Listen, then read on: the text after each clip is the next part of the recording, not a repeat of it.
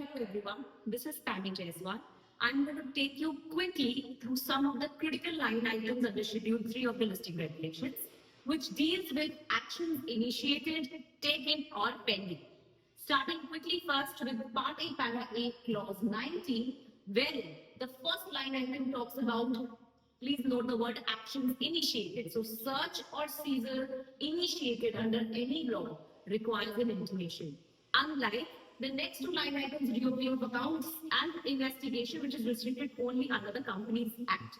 Next, moving to Part A, Para A, Clause 20, which has several line items: suspension, debarment, settlement, warning letters, etc.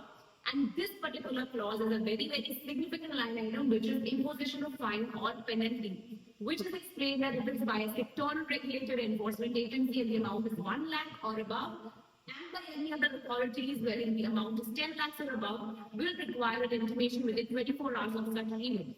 For this particular clause, it's very interesting to note that as per the recent industry standards note issued on 25th of February 2025, any delay or default in the imposition of fine or penalty under Part A, Para B, Clause 30 will also require an intimation.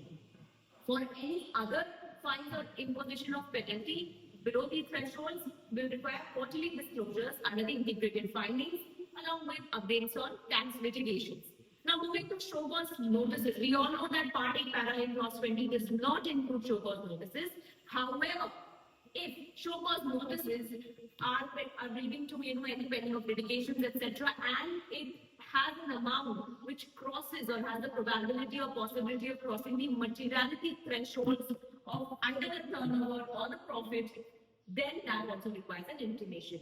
Last, any litigation that we inform will have to be taken on a cumulative basis on the fact that it is on a similar question of law or has similar outcome of proceedings.